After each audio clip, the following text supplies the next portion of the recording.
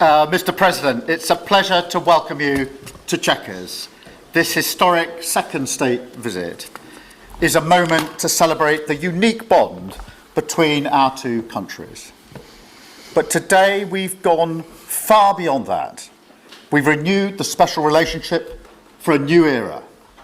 The United Kingdom and the United States stand together today as first partners on defence, first partners in trade with the groundbreaking deal we struck in May, and now with the new agreement that we've just signed this afternoon.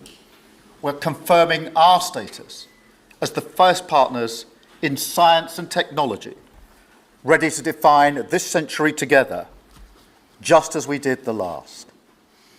This tech partnership has the power to change lives. It's our chance to ensure that technologies like AI, quantum, and others amplify human potential, solve problems, cure diseases, make us richer and freer, strengthen the cause of democracy, not tyranny. This is the territory on which the future will be won. So this partnership today is a signal of our determination to win this race together and to ensure it brings real benefits in jobs, in growth, in lower bills, to put more hard-earned cash in people's pockets at the end of each month. That's what we're determined to deliver. And we're bringing businesses with us. We've just come from a fantastic meeting with business leaders where we set out this vision. They have responded with new deals and investment, breaking every record that we have. £250 billion flowing both ways across the Atlantic. That is a record. Expected to create 15,000 jobs here in the United Kingdom. High-skilled jobs in cutting-edge sectors where people can build careers for the long term, changing lives in communities up and down our country. And look, while we shape this bond for a new era, the fundamentals have not changed. Security remains the cornerstone of this special relationship. We have the deepest, most advanced defence relationship in the world. Our warriors train together and they fight together. Our industries build together, everything from fast jets to the new AUKUS-class submarines. So now, as we drive up defence spending, we're going to sweep away the barriers to working together on new defence technologies so we can stay ahead of our adversaries. We're united in defence and security, yes, absolutely. But we're also united in the pursuit of peace. We are working together to end the humanitarian catastrophe in the Middle East, get the aid in, free the hostages, and ultimately bring Israel and the region back towards a comprehensive plan which can deliver peace and security for Israelis and Palestinians alike. We're also working together to end the killing in Ukraine. In recent days, Putin has shown his true face, mounting the biggest attacks since the invasion began, with yet more bloodshed, yet more innocents killed, and unprecedented violations of NATO airspace. These are not the actions of someone who wants peace. So we've discussed today how we can build our defences further, support Ukraine, and decisively increase the pressure on Putin to get him to agree a peace deal that will last. And President Trump, you have led the way here, and we will continue to stand and work together for security and for peace. Mr. President, next year we'll celebrate the 250th anniversary of the United States. We've come on a long journey together since 1776. But it's no exaggeration to say that the partnership our two nations have built has shaped the world from the beaches of Normandy to the founding of NATO, to the creation of technologies that have revolutionized our lives. Time and time again, it is British and American men and women side by side, changing the path of history and turning it towards our values, towards freedom, democracy, and the rule of law. In Britain, we take huge pride in that. And let's be clear, this relationship is not just about history, it's about the future. It's about the benefits it delivers now and for decades to come, to make our people safer and better off. We've shown today that we're delivering those benefits, improving people's lives. So we will go into that anniversary year more optimistic than ever and more confident than ever about our two great nations and what they can achieve side by side. Thank you. And it is now my pleasure to give the floor to Mr. President. Thank you. Thank you very much, very much. Prime Minister Starmer, Melania and I are tremendously thankful for the wonderful hospitality that you and Lady Starmer have extended today at Chequers. Quite the place, I must say, quite the place. And we're grateful beyond words for the spectacular honor of the state visit yesterday at Windsor Castle, hosted by His Majesty King Charles III and Her Majesty Queen Camilla. These are two fantastic people. We will never forget it. As I said last night, the bond between our countries is like no other anywhere in the world. The United States and the United Kingdom have done more good on this planet than any two nations in human history. That is thanks in large part to the traditions of British liberty, which grew up on these isles, these beautiful, magnificent isles, and were carried by our ancestors to the New World. We're forever joined, and we are forever friends, and we will always be friends. This enduring connection is why I was thrilled that the United Kingdom was the very first country with which we made a historic trade deal, and a very good trade deal. He's a tough negotiator. I think it was a better deal for you than us, but these are minor details. It's a very good deal for both of us. He's a great negotiator. We will extend our unparalleled security alliance into the realm of economic security for the first time, and I look forward to finalizing it very soon. We'll have it done very quickly. We have also just signed a historic technology prosperity deal, one of a kind, to ensure our countries lead the next great technological revolution side by side. In fact, we just left the business leaders, the biggest in the world. Some are in this room right now. And that was quite a meeting we had on business and trade and technology. This trip has galvanized $350 billion in deals across many sectors, and we're committed to ensuring that the UK has a secure and reliable supply of the best AI hardware and software on Earth.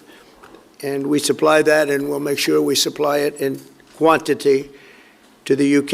And we also are joining forces on quantum computing and nuclear power, a natural partnership for close allies. The United States, as you probably have heard, is doing better than it has ever done in terms of business and investment. The stock market has hit a new high, as you know, and that's for many, many days out of our fairly short 8 months. And we seem to be hitting new highs, and I think we're going to do much better even as time goes by. Jobs are at a record, and most importantly, we have more than $17 trillion, $17 trillion, and this is during an 8-month period being invested in the country, which is not only a record, but if you compare $17 trillion to the last year of the Biden administration, they did $250 billion. They didn't do $1 trillion for the 4-year period. We did $17 trillion of investment coming in. A lot of it's because of tariffs, and a lot of it's for a lot of other reasons, but there's never been anything like it. It's an economic superstar. That's what's become. It was mismanaged and badly handled for a long period of time, but it's not badly handled anymore. So that's a record. And remember, that's up until 8 months. We have another few months to go, and that number is going to get significantly higher, especially if we win a certain case that we're waiting to hear. That will be something like the world has never seen. I want to congratulate the United Kingdom on making the vital commitment to spend 5% of GDP on defense at the NATO summit this year. We've worked together very closely in so many ways. I'm very honored to tell you that we've solved 7 wars, wars that were unsolvable, wars that couldn't be negotiated or done. The U.S. has done 7 of them. The one that I thought would be easiest would be because of my relationship with President Putin, but he's let me down. He's really let me down. It was going to be Russia and Ukraine, but we'll see how that turns out. But that turned out to be, I thought it might be among the easiest of the group, but we had settled just about every conflict, and as you know, we're working very hard on Israel and Gaza. All that's happening over there. Complex, but it's going to get done. It'll all get done right. And likewise, Russia and Ukraine will get done. But you never know in war. You know, war is a different thing. Things happen that are very opposite of what you thought. You thought you were going to have an easy time or a hard time, and it turns out to be the reverse. As we saw in the unforgettable parade yesterday at Windsor Castle, what a place it is. The British Armed Forces carry on one of the finest military traditions in the world, one of the greatest marching bands, one of the most magnificent sights I've seen. I know that our service members look forward, and we do look so forward to working even more closely with yours as you push toward that 5% goal. And I think, Mr. Prime Minister, you're just about there. You're going to be there very quickly, along with a lot of other great countries. I want to thank NATO and our wonderful head of NATO, who's really worked very hard, Mark, for the job they've done. As you know, NATO was at 2% GDP, and they didn't pay it. Now they're at 5%, then they pay it. And we appreciate that. And we're sending a lot of weapons to NATO. NATO's paying for those weapons in full. But we're sending them, and we're doing a great job at getting them what they need. And we appreciate the fact that they're taking care of it, because the United States is into that war for $350 billion. And just really very sad. Just got out of control. They didn't know what they were doing. But over the generations, British and American warriors have shed their blood side by side in defense of liberty and freedom. And that's why it's so imperative that the United States and the United Kingdom stand together for these fundamental rights and values of the English-speaking world. And we've always stood together, and we will continue to. Just last week, a great American, Charlie Kirk, was heinously assassinated for speaking his mind. He was a great young man, incredible future. Some people said he might be president someday. I told him, I said, Charlie, I think you have a good shot someday at being president. And he just wanted to take care of youth. He loved youth. I've never seen anybody relate to youth like Charlie, and they related to him, and they're devastated. But I appreciate the many British citizens who have offered their condolences. And again, Charlie was a great person. We'll be going out to a service on Sunday. I'll be leaving with some of the people in this room just to celebrate Charlie and all that he's done. So incredible. Never seen anything like it. But I hope that together our nations can lead a movement to defend the glorious traditions of freedom on both sides of the Atlantic. There could be no greater tribute to the immortal bonds of affection and loyalty that unite the British and the American people for all of time. We have a relationship like no other. It will always be that way. We will always be united. We'll always be together. And I just want to thank you, Mr. Prime Minister, for the great job I think you're doing. Thank you very much. Thank you. Thank you.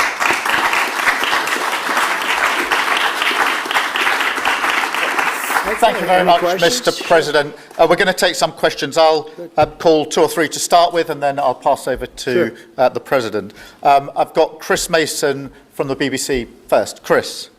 Thank you both. Chris Mason, BBC News. Mr. President, the UK is expected to recognise a Palestinian state in the coming days as the killing in Gaza continues. It often seems that you're the only person that Israel will listen to. What more can you say to them to tell them to stop? And why is the UK's position on a Palestinian state, in your view, wrong? And Prime Minister, what will the recognition of a Palestinian state actually achieve? Is it not just gesture politics to appease people in your own party? Thank you both. Well, Chris, let me just start with that, because we discussed this amongst other things. We had the best part of an hour, I think, upstairs earlier today, just one-to-one, going through a number of affairs, world affairs, in private. And we absolutely agree on the need for peace and a roadmap, because the situation in Gaza is intolerable. The hostages have been held for a very, very long time, and they must be freed. And we need aid to get into Gaza at speed. And so it's within that context of a plan for peace, which we're working hard on, which not only did we discuss this morning, but our two teams have been working together on, that the question of recognition needs to be seen. And so it's part of that overall package which hopefully takes us from the appalling situation we're in now to the outcome of a safe and secure Israel, which we do not have, and a viable Palestinian state. Thank you. Well, simply, I want the hostages released now, right now, not 1, 2, we'll give you 3 more tomorrow, and, you know, like it's been, but we're the ones that got all the hostages released. We got many, many came to the Oval Office, and I've heard stories like I've never thought even possible. There was no humanity, no anything. I said to them, was there any warmth shown during this stay? Like they offered you a little extra meal, they gave you a little smile, and they said, don't worry, you'll be okay. And every one of them said, not even a little bit. Amazing, you know, to think that during this stay, long stay in some cases. We had a man the other day, 451 days he was there. I always ask that question. And was there any warmth shown? Just a little word of, you know, encouragement. And the answer is every time, absolutely not. I'm shocked to hear it, because in the worst cases, there's always somebody that comes through. We have to remember October 7th, one of the worst, most violent days in the history of the world, not just there, the history of the world. And I got to see the tapes, and I wish I didn't see them, actually, but I got to see them. And I want an end. I want the hostages released, and I think it's going to be okay, but it has been a brutal period of time. But this has been going on for a long time. This is not something that's over the last year, 2 years, but this has been for decades and decades. But we want it to end. We have to have the hostages back immediately. That's what the people of Israel want. They want them back, and we want the fighting to stop, and it's going to stop. But a lot of bad things. You know, Hamas said that they're going to put the hostages up as bait. They're going to put the hostages in front of any attack. And that's pretty brutal. We haven't heard that one in a long time. So we have to remember that. So I have a disagreement with the Prime Minister on that score. Okay? One of our few disagreements, actually. Great. Can I take Jack from The Sun? Jack. Thank you both. Jack Elson from The Sun. Mr. President, in the 9 months you've been in office, you've been incredibly successful in all but eliminating crossings on your southern border. Yeah. Meanwhile, illegal migration is at record levels in Britain. The Prime Minister is trying to tackle that. What advice would you give to the man standing next to you on trying to stop illegal migration in Britain? And Prime Minister, if I can just ask, the President is all about drill, baby, drill in terms of trying to secure American energy and cut bills for Americans. Meanwhile, you are turning Britain's back on oil and gas in favour of renewable energies, such as wind turbines. Why do you think that you are right and he is wrong? So we had millions of people flowing in, totally unchecked, totally unvetted from the Biden administration. 25 million, in my opinion, that would be about 25 million. They came from prisons, they came from mental institutions, they were gang members, they were drug dealers. They came from the Congo. They came from all parts of South America. They came from everywhere. Think of it, prisons from the Congo being released into the United States, prisons opened up in Venezuela and many other countries pouring into the United States. And I couldn't believe it. One of the reasons I decided to run. I decided to run because I don't want to be controversial, but you see what's happened and you see all the information that's come out. We won in 2020 big. And I said, let's run, we got to run, because I saw what was happening. And the worst thing that I saw was all of these people. You know, we've already solved inflation. We've solved prices. Oil is way down. Energy is way down in the United States. But what I saw happening with millions of people pouring into our country, I couldn't stand to watch it. And we've done a great job. Nobody, if you've seen the last, I appreciate your question, by the way. Nobody, absolutely zero, and I'm not even sure that's possible, but it's a very liberal group that come out with those statistics. The last 3 months, we had zero. From millions of people a year ago, we had zero people enter our country illegally. And we do have people coming in legally through a legal process and testing and lots of other things. I think it's very important, and we speak about it, and I think your situation is very similar. You know, you have people coming in, and I told the Prime Minister I would stop it, and it doesn't matter if you call out the military, it doesn't matter what means you use, but it's going to destroys countries from within. And we're actually now removing a lot of the people that came into our country. It's a very hard chore. We were given a very, very bad hand. Millions of people came in from prisons and mental institutions. We have to remove them. And we are removing them. We have no choice, and I feel very strongly about it. Thank you very much. Jack, let me just deal with the question of returns, because this is obviously an issue we're taking incredibly seriously. We've struck a number of deals both on cooperation with other countries, because this is a problem right across Europe, to tackle the problem of actually breaking up the gangs that are running this trade. We have had a record number of returns, over 35,000 now since we came into office. That's the highest number for the best part of 10 years. We struck the returns arrangement with France, and notwithstanding the challenges to that scheme, which you've seen in the last few days, a flight went off at 6:15 this morning, successfully returning someone under that scheme. So that is an important step forward. Obviously, there's no silver bullet here. There's a range of things that need to be done. But given the challenges of returning people, it is important that we're able to prove it can be done. It was done. It was done early this morning. So I can confirm that that flight went. It went successfully. And I'm pleased about that. Now we need to ramp that up at scale, which was always envisaged under the scheme, but it's very important that we have been able to prove that the proof of concept, if you like, that this can be done, and will continue in that way. On the question of energy, firstly, let me be really clear that I am absolutely determined to ensure that the price and cost of energy comes down, so that bills come down both for individuals, for families, with their household bills, but also for business, because this is so important. The mix will include oil and gas for many years to come from the North Sea. We've been clear about that for some time, but we also need to mix that with renewables, and it's the mix that's really important. And the approach I've taken on this is the same approach that I take to many other things, a pragmatic approach.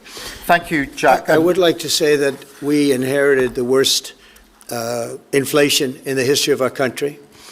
We had inflation, the likes of which we've really never seen. They say 48 years, and I'll accept that, but I really don't. We had the worst inflation in the history of our country, and we had a expression that I used a lot, drill, baby, drill, and as you know, we brought fuel way down, the prices way down, and we don't do wind because wind is a disaster. It's a very expensive joke, frankly, and we got our energy prices way down. That brought the inflation way down, and now we have very little inflation, and we have a very, very strong economy. So that was very important. Drill, baby, drill. And you have a great asset here, and we spoke about it. It's called the North Sea. The North Sea oil is phenomenal, and I hope, because I love this country, you know. My mother was born in Scotland, and the Hebrides, Stornoway, that's Syria, Scotland. We were talking about it. And I want this country to do well. And you have great assets that you're going to start using, I believe, under this Prime Minister. Thank you. And I've got Matthew from The Economist. Matthew. Thank you, Prime Minister. Mr. President, you say that President Putin has let you down. Have negotiations run out of road, and what are your next steps to compel an end to this war? Well, he has let me down. I mean, he's killing many people, and he's losing more people than he's killing. mean, frankly, the Russian soldiers are being killed at a higher rate than the Ukrainian soldiers. But, yeah, he said, let me down. I don't like to see. It's death. You know, it doesn't affect the United States. We have, other than unless you end up in a world war over this thing, you could. This was a thing that would have never happened had I been president. If I were president, it would have never happened. And it didn't happen for 4 years. Most people agree it didn't happen, nor was it close to happening. And I spoke to President Putin about Ukraine. It was the apple of his eye. I've said that many times. It was. But he would have never done what he did, except that he didn't respect the leadership of the United States. They just went through the Afghanistan total disaster for no reason whatsoever. We're going to leave Afghanistan, but we're going to leave it with strength and dignity. And we're going to keep Bagram, the big air base, one of the biggest air bases in the world. We gave it to them for nothing. We're trying to get it back, by the way. Okay, that could be a little breaking news. We're trying to get it back because they need things from us. We want that base back.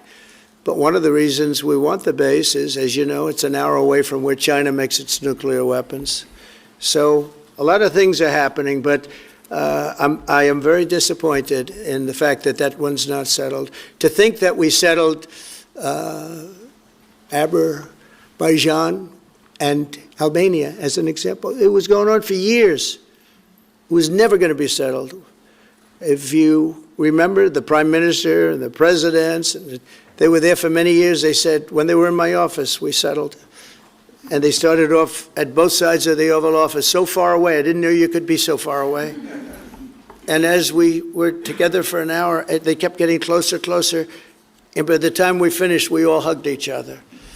And one said, I've been in this position for 22 years, and all I've done is kill their people.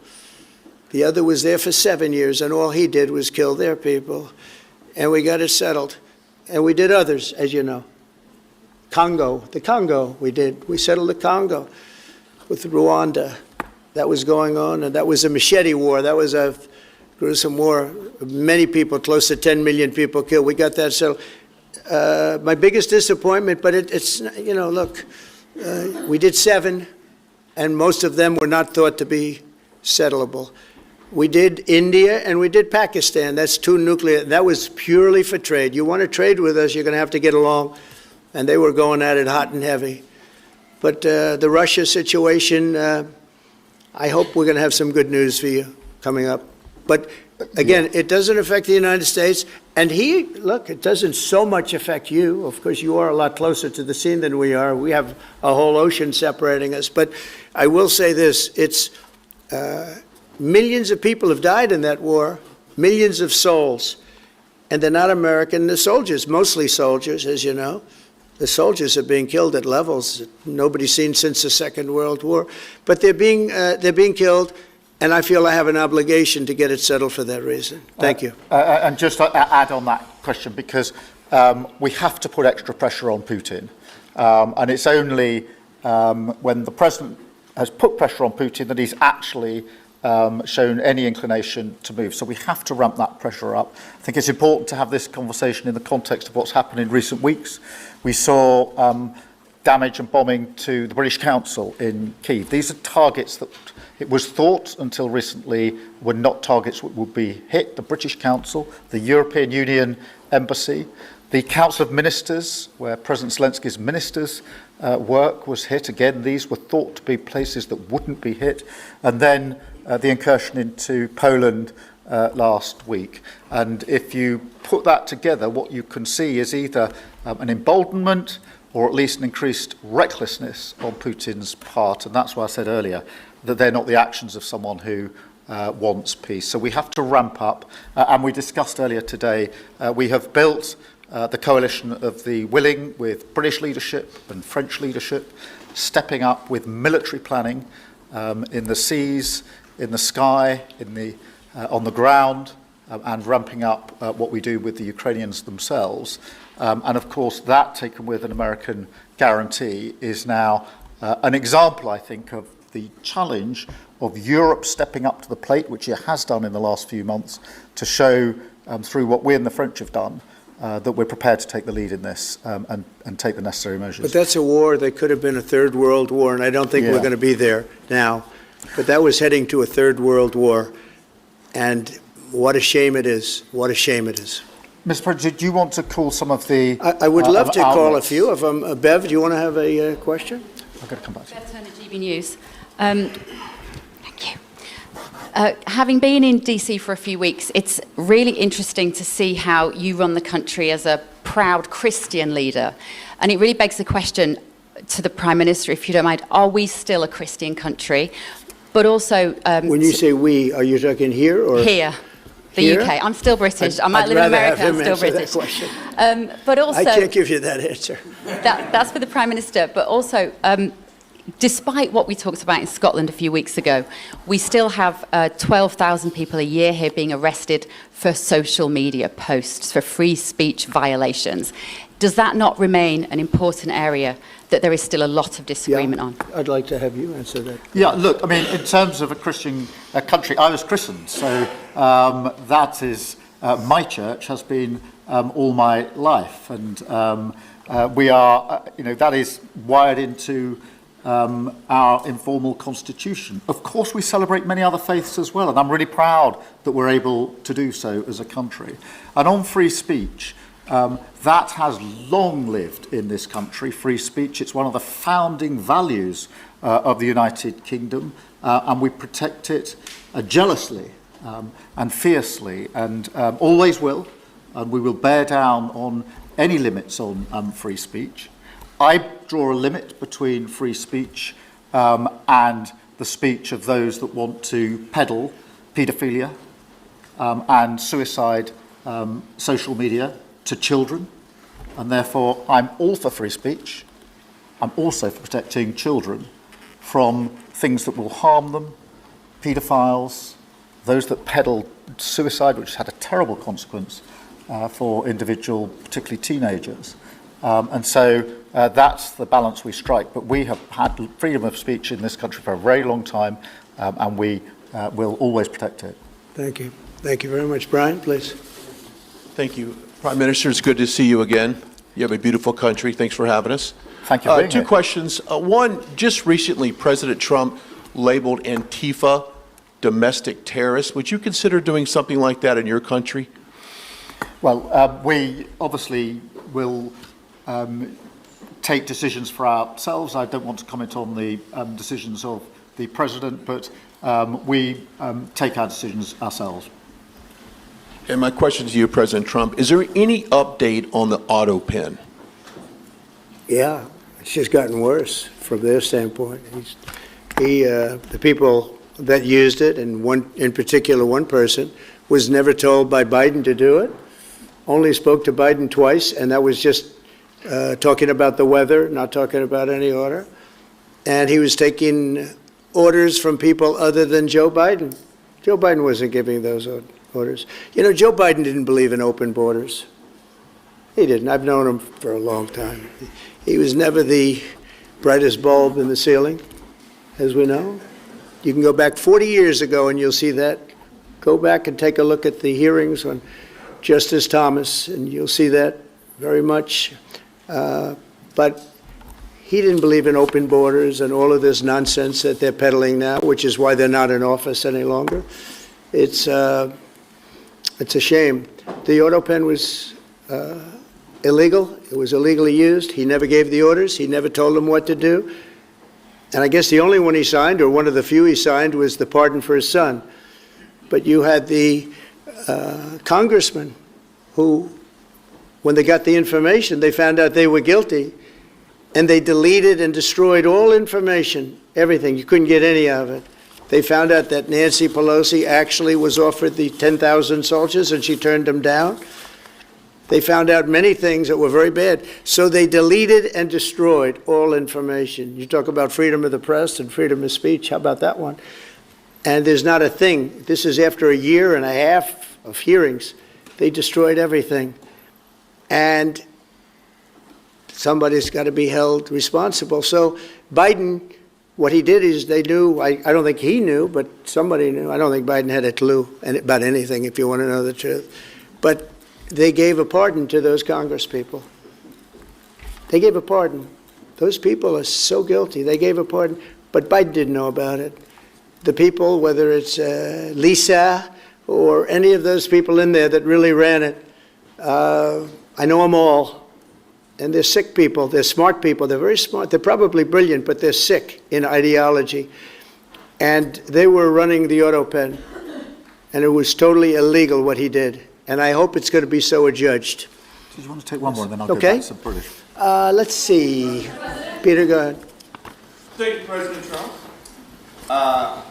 In the deal that you're working on for the Chinese to sell TikTok to Yeah. an American buyer, Yeah. are the Americans going to have to come up with their own algorithm, or are they going to continue to use the successful but addictive Chinese algorithm? So what we're doing, and we're speaking to President Xi on Friday to see if we can finalize something on TikTok, because there is tremendous value, and I hate to give away value, but I like TikTok. It helped get me elected. In fact, Charlie said, "Sir, you ought to get on TikTok. You'd be great." I said, "Really? Tell me about TikTok." And we, as you know, we did unbelievably well with youth, like at a level that no Republican has ever even dreamt of. And in what, look, I think we won it for a lot of reasons, but that was a reason we won the election by such a big number. TikTok has tremendous value. The United States has that value in its hand because we're the ones that have to approve it. I specifically get the right to approve it. The people that are investing it are among the greatest investors in the world, the biggest, the richest, and they'll do a great job. And we're doing it in conjunction with China. But we are getting, the United States is getting a tremendous fee plus, I call it a fee plus, for just making the deal. And I don't want to throw that out the window. I can say this, that you'll have a lot of very unhappy youth. And I use TikTok very legitimately, very straight, just statements every day, little statements, short statements. "Sir, make it short, please." And TikTok Jack, we call him. It was pretty good. Did a good job for me, I guess. But no, I'd rather reap the benefits. I mean, the kind of money we're talking about is very substantial. And it'll be owned by all American investors and, the best investors and the, very rich people and companies are going to be owning it. Very, very straight, very legitimate companies, and really companies that love America. So they're going to be owning it. It's a big thing. And on a much bigger scale, and probably that's why we were able to get that, but on a much bigger scale, we're pretty close to a deal. We may do an extension with China, but it's an extension based on the same terms that we have right now, which are pretty good terms. And my Thank question for Prime Minister Starmer, if you feel so strongly about officially recognizing Palestine for statehood, why are you waiting for President Trump to leave the country? Why can't you just do it right now? And isn't there a risk in rewarding Hamas with that? Well, let me be really clear about Hamas. They're a terrorist organisation who can have no part in any future governance in Palestine. And That's good. what happened on October the 7th was the worst attack since the Holocaust. We have extended family in Israel. I understand firsthand the psychological impact that had across Israel. So I know exactly where I stand in relation to Hamas. Hamas, of course, don't want a two-state solution. They don't want peace. They don't want a ceasefire. So I'm very clear where I stand on Hamas. Okay. On the question of recognition, I made my position clear at the end of July as to the timing, which has got nothing to do with this state visit, and I've discussed it with the President, as you would expect amongst two leaders who respect each other and like each other and want to bring about a better solution in the best way that we can. Thank you so much. Can I go back then to Robert at ITV? Robert Person, ITV. Mr. President, you uniquely, you alone in the whole world, have the power to persuade Prime Minister Netanyahu to stop the demolition of Gaza City, to stop the starvation of Palestine, and to stop the killing of civilians. If not now, when will you exercise that power to tell him to stop? Sure. And then for both of you on... But you do understand about October 7th. You do understand. So believe me, I understand. One of the worst days in the history of humanity. What happened, I have seen the tapes. Babies that are 4 months old and just chopped up to pieces. And you've seen the tapes and I've seen the tapes. You're a professional and so am I. And people forget about October 7th. I can't forget about it. So I want it to end, but I want the hostages back. I don't want the hostages used as human shields, which is what Hamas is threatening to do. But as soon as they're back, that's the moment you will tell Netanyahu Well, to stop. it would certainly help, but I have to have the hostages back. And I don't want them back piecemeal, as I said before. I want them back. And on a separate issue, free speech, your Vice President Vance said that free speech is under attack in the UK. Do you agree with him? And Prime Minister, we saw the dismissal of a very well-known chat show host in America last night, Mr. Kimmel. Is free speech more under attack in Britain or America? Well, Jimmy Kimmel was fired because he had bad ratings more than anything else, and he said a horrible thing about a great gentleman known as Charlie Kirk. And Jimmy Kimmel is not a talented person. He had very bad ratings, and they should have fired him a long time ago. So, you can call that free speech or not. He was fired for lack of talent.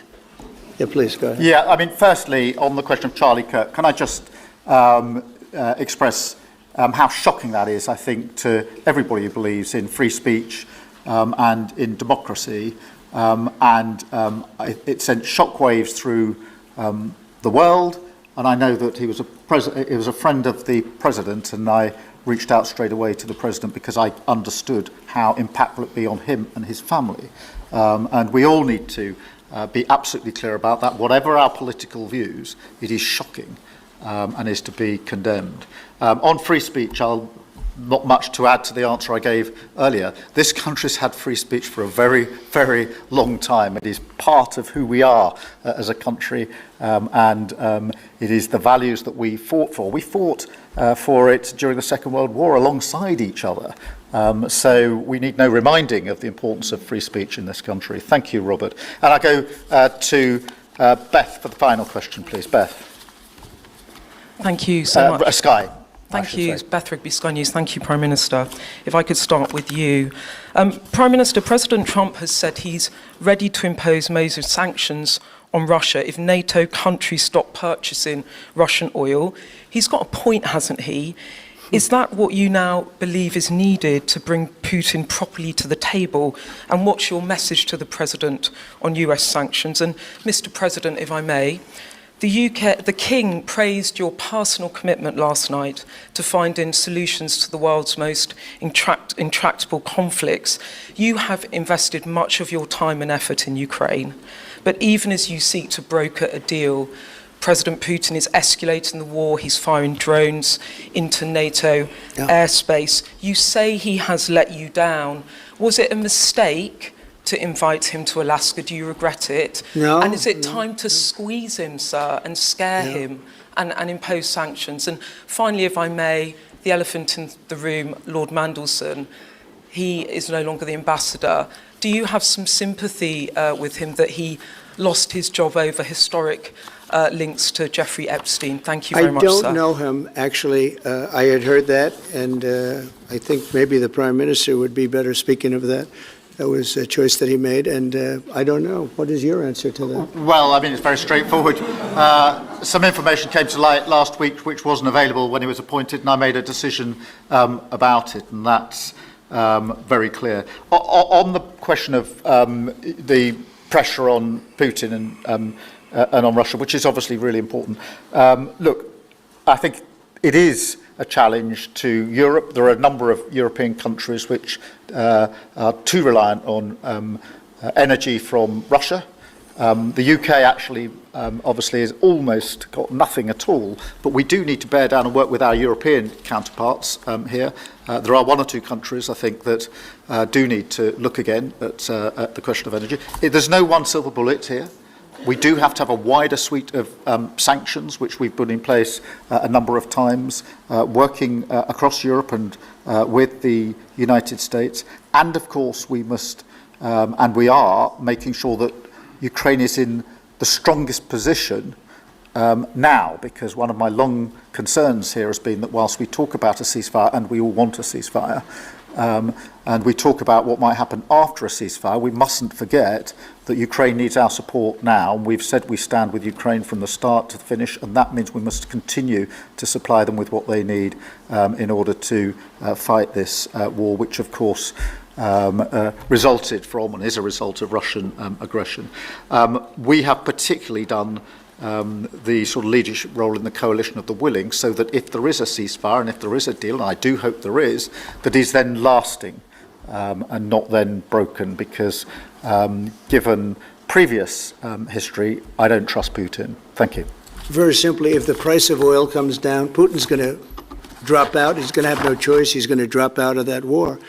And when I found out that the European nations were buying oil from Russia, and as you know, I'm very close to India. I'm very close to the Prime Minister of India. I spoke to him the other day, wished him a happy birthday. We have a very good relationship. He put out a beautiful statement, too. We have, but I said, I sanctioned them. China is paying a very large tariff right now to the United States, but I'm willing to do other things, but not when the people that I'm fighting for are buying oil from Russia. If the oil price comes down, very simply, Russia will settle. And the oil price is way down. We got it way down. We're drilling and we produce more oil than anybody else in the world. We're doing a lot. But I was disappointed to see that, and the Prime Minister was disappointed to see that. And it wasn't him, it was other countries. And you can't do that. You can't do that. You can't. That's not playing fair with the United States, and we can't have that. Thank you. Thank you very much indeed. Thank you. Thank you. Thank you. Thank you. Thank you.